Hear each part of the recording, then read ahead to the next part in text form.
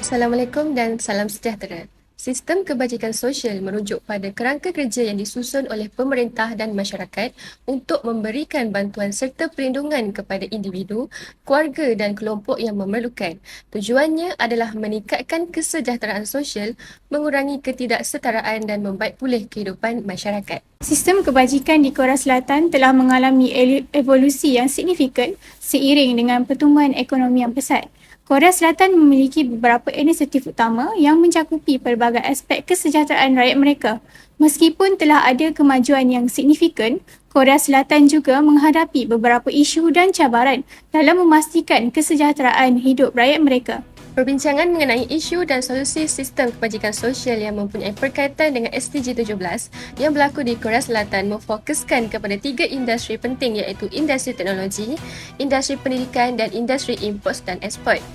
Isu industri teknologi adalah ketergantungan masyarakat terhadap teknologi AI.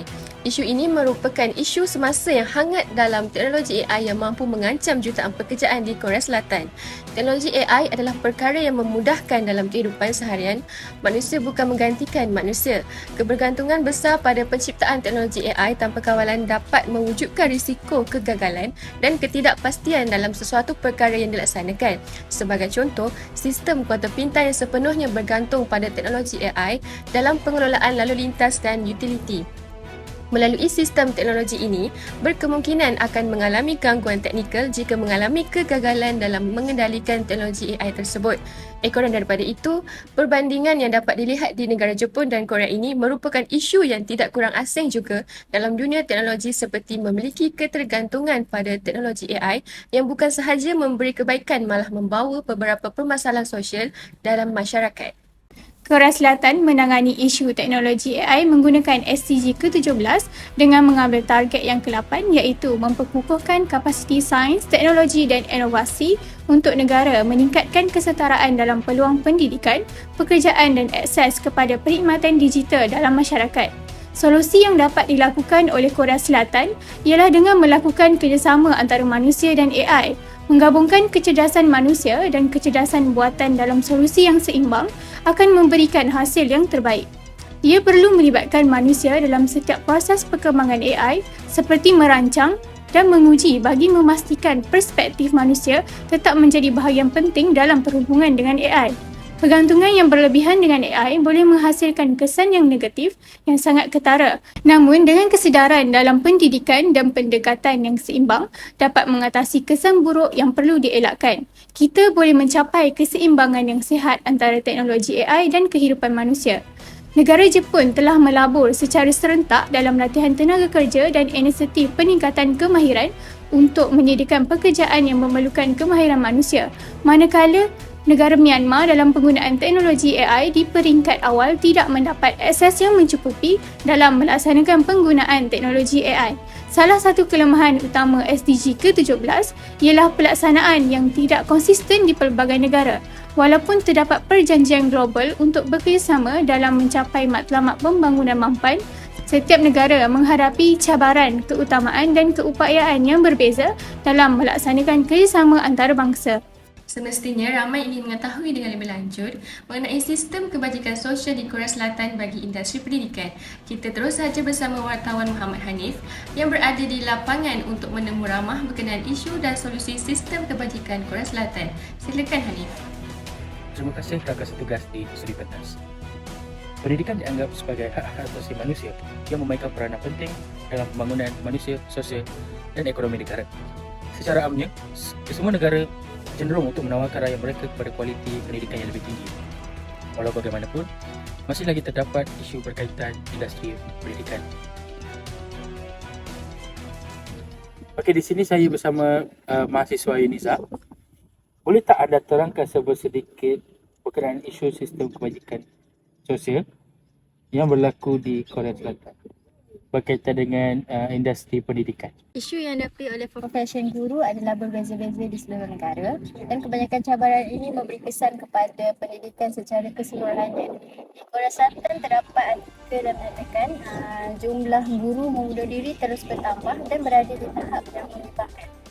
Sepanjang sedekad yang lalu, seramai 144 orang guru telah membunuh diri. Jumlah ini meningkat dengan ketara setiap tahun daripada 6 orang pada tahun 2014 kepada 25 orang pada tahun 2021. Berkaitan dengan isu tersebut, ianya menjadi salah satu faktor kekurangan tenaga pengajar di Korea Selatan. Tekanan dan bebanan kerja yang dihadapi oleh guru di Korea Selatan telah mengakibatkan kes bunuh diri dalam kalangan guru meningkat. Pendapat Cik berkenaan dengan isu ni jika dibandingkan Korea Selatan dengan negara lain? Permasalahan berkaitan dengan isu pendidikan tidak asing dalam pelbagai negara, sama ada negara maju maupun negara yang kurang maju. Sebagai contoh, China merupakan negara yang mempunyai status tertinggi terhadap pencapaian guru terbaik di dunia. Juga mengalami berkaitan dengan penurunan kualiti kerja dan prestasi disebabkan oleh teknostres. Tambahan pula, perubahan yang mendadak dan pantas dalam dunia ICT membuat golongan guru merasa terbeban, terutamanya kepada guru yang tidak mempunyai pengetahuan dan kemahiran dalam ICT. Manakala negara Nigeria yang dianggap sebagai negara yang kurang maju juga menghadapi tantangan dalam mengembangkan sistem pendidikan. Kedudukan pendidikan mengikut negara, Nigeria menunjukkan ranking yang paling rendah iaitu 19.1%. Permasalahan mengenai isu pendidikan yang berlaku di Nigeria adalah berkaitan kekurangan guru yang berkualiti. Bilangan guru yang mempunyai kelayakan diploma di Nigeria hanya 4.8%, manakala Persatuan Pendidikan dan Ijazah Pendidikan hanya 13%. Terima kasih kerana sudi meluangkan masa. Jadi kita akan meneramah mahasiswa yang lain untuk mendapatkan pandangan mereka. Pada pendapat Cik, apakah pendekatan yang digunakan oleh Korea Selatan sebagai solusi kepada isu pendidikan di Korea Selatan? Baik, pendekatan yang diambil oleh Korea Selatan dalam menangani isu pendidikan ini adalah berdasarkan SDG yang ke-17 dengan sasaran yang ke-18. Langkah yang dilaksanakan adalah dengan mengadakan program Asian Pacific Teacher Exchange for Global Education atau kita lebih dikenali sebagai APTE. APTE adalah satu bentuk program pertukaran guru dua hala antara Kerajaan Republik Korea Selatan dan juga negara rakan Asia Pasifik yang lain. Program ini dihoskan oleh Kementerian Pendidikan Republik Korea dan dilaksanakan oleh Pusat Pendidikan Asia Pasifik untuk Kefahaman Antarabangsa di bawah naungan UNESCO. Pada tahun 2012, APTE telah berkembang menjadi satu program serantau yang terkenal dan kini bekerjasama dengan 7 negara rakan kongsi di serantau Asia Pasifik.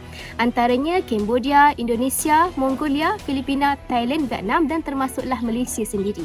Bagi saya, program ini berketepatan dengan sasaran SDG Partnership for the Goals yang ke-18 iaitu untuk meningkatkan perkongsian global demi pembangunan lestari dan dilengkapi dengan kerjasama pelbagai pihak dari segi kepakaran, teknologi, pengetahuan dan juga sumber kewangan yang ada demi mencapai objektif SDG dalam semua negara. Okey, sebagaimana kita tahu, negara lain juga melakukan inisiatif untuk memastikan sistem kebajikan negara mereka juga tak baik. Jadi pada pendapat Cik, apakah perbezaan cara ataupun penyelesaian solusi bagi negara Korea dan negara lain? Baik, terima kasih. Untuk bagi negara China juga tidak terkecuali dalam menghadapi isu teknostres yang banyak menyumbang kepada keletihan teknologi hingga mengakibatkan penurunan kualiti kerja dan juga prestasi. Jadi pihak kerajaan mereka telah mengambil satu langkah praktikal dengan membina satu mekanisme komunikasi yang lebih baik serta menggalakkan para pekerja mereka untuk terlibat dalam mengambil bahagian dalam pengenalan teknologi baharu agar dapat melahirkan seorang guru yang terlatih. Kalau kita tengok apa yang Encik cakap tadi berkaitan dengan SDG, boleh saya tahu tak apa kelemahan SDG yang diterapkan dalam solusi kali ini? Okey, berdasarkan pengetahuan saya adalah keterbatasan sumber daya dari segi teknologi, kewangan dan juga sumber manusia. Kita dapat tengok ketiga-tiga benda ni menjadi halangan utama dalam meningkatkan kerjasama yang berkesan, terutamanya dalam negara-negara yang bangun dan juga kawasan yang kita percayai kurang untuk mendapatkan sumber daya yang mencukupi. Terima kasih kerana meluangkan masa. Secara keseluruhannya, bagi mengatasi isu-isu berkaitan pendidikan, memerlukan pendekatan yang kolaboratif dan holistik daripada pihak kerajaan, institusi pendidikan dan juga masyarakat setempat. Hal ini bagi memastikan pendidikan yang berkualiti dan mampan serta saksama kepada masyarakat di negara. Pendidikan berkualiti dapat menjamin generasi yang lebih bermutu tinggi seterusnya akan mewarisi tampuk pemerintahan negara. Saya kira itu saja dapat saya kongsikan di sini. Kita kembali ke rakan tugas yang berada di Seri Pentas. Terima kasih Hanif dengan laporan di sana. Isu semasa ekspor dan import ialah perang dagang global yang merujuk kepada situasi di mana beberapa negara terlibat dalam siri ketegangan, pertikaian atau tindakan berkaitan perdagangan yang boleh memberi kesan yang meluas ke atas perdagangan antarabangsa. Isu industri import di Korea Selatan melibatkan pergantungan kepada sumber import utama, terutamanya tenaga dan bahan mentah. Korea Selatan merupakan salah satu pengimport gas asli cecair dan minyak mentah terbesar di dunia. Korea Selatan mengimport kira-kira 96% daripada minyak mentahnya dan 32% daripada gas aslinya.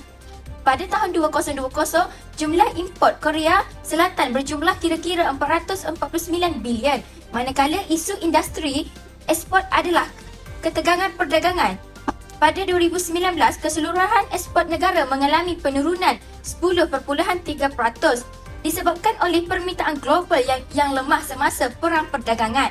Ketegangan perdagangan antara Amerika Syarikat dan China menyebabkan permintaan yang berkurangan untuk terutamanya dalam industri seperti elektronik dan automotif.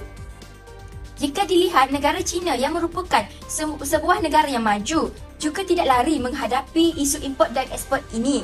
Menjelang pertengahan 2019, Amerika Syarikat telah mengenakan tarif ke atas barangan China yang bernilai lebih 250 bilion dan China bertindak balas dengan tarif balasan ke atas import Amerika Syarikat. Manakala ketegangan perdagangan menyumbang kepada kelembapan dalam pertumbuhan ekspor China. Banyak negara mundur sangat bergantung kepada beberapa komoditi utama untuk hasil ekspor. Bagi negara Zambia, pada tahun 2020, Zambia menghadapi cabaran ekonomi akibat kejatuhan harga tembaga. Harga tembaga menurun, membawa kepada penurunan hasil ekspor untuk Zambia. Zambia pernah menghadapi tahap pergantungan import yang tinggi terutamanya untuk barangan keperluan dan peralatan modal. Negara ini banyak bergantung kepada barangan import untuk keperluan penggunaan dan pengeluaran. Pada 2020, jumlah import Zambia ialah 8.5 bilion manakala ekspor bernilai 6 bilion, mengakibatkan defisit perdagangan sebanyak 2.5 bilion. Korea Selatan telah menyesuaikan diri dengan mempelbagaikan rakan perdagangannya pada tahun 2020 dengan Vietnam. Dengan ini dapat mengurangkan pergantungan kepada pasaran utama dan dapat mempengaruhi strategi ekonomi. Solusi untuk menyelesaikan isu tersebut adalah melaksanakan strategi untuk meningkatkan pengeluaran domestik dan mempelbagaikan sumbernya. Ini bersesuaian dengan target yang pertama dalam SDG yang ke-17 iaitu memperkukuhkan mobilisasi sumber domestik. Satu inisiatif iaitu Korean New Deal pada tahun 2020 yang memperuntukkan pelaburan besar kepada industri hijau dan digital bertujuan mencipta pekerjaan dan meningkatkan industri domestik. Selain itu, solusi untuk menyelesaikan isu ekspor Korea Selatan ialah dengan meningkatkan industri bernilai tinggi. Ini bertepatan dengan target 16 dalam SDG yang ke-17 iaitu meningkatkan perkongsian global untuk pembangunan mampai berkaitan kepakaran dan teknologi. Korea Selatan telah memberi tumpuan pada inovasi dan teknologi dan berlaku peningkatan ekspor sebanyak 20.1%, mempamerkan daya tahan dalam keadaan ketidaktentuan perdagangan global. Perjanjian perdagangan kolaboratif seperti Perkongsian Ekonomi Komprehensif Serantau RCEP dapat mengukuhkan hubungan rakan dagangan. Di negara China, kerajaan telah meningkatkan industri sara diri dan mempelbagaikan rantaian bekalan. Sebagai contoh, berbagai produk elektronik dikeluarkan dan secara tidak langsung, China telah melabur dalam pengeluaran domestik yang bernilai 300 bilion dolar, menyebabkan pergantungan besar kepada pembekal asing. Sebagai contoh, ekspor China meningkat sebanyak 97% pada tahun 2019 sehingga melampaui pasaran tradisional.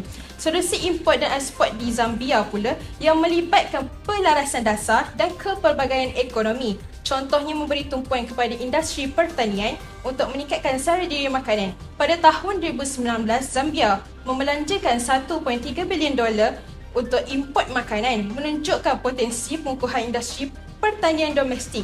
Selain itu, mengukuhkan perjanjian perdagangan sedia ada dan meneroka peluang untuk integrasi serantau. Ini membolehkan penyertaan dalam komuniti ekonomi serantau seperti Komuniti Pembangunan Afrika Selatan SADC secara langsung boleh membuka perdagangan baharu kepada negara Zambia. Kelemahan utama SDG yang ke-17 yang diterapkan di dalam industri import dan ekspor ialah ketidakstabilan politik dan konflik di beberapa negara dunia boleh menghalang usaha membangunkan kerjasama yang kukuh. Konflik bersenjata, perbezaan politik dan keadaan ekonomi yang tidak stabil sering menjadi halangan dalam membina kerjasama yang berterusan. Baik, sekian sahaja paparan pada malam ini. Mengakhiri buletin utama, saksikan persembahan tarian dalam bulatan terbesar di India yang disertai kira-kira 37,000 penari. Dengan itu, salam hormat. Assalamualaikum dan selamat malam.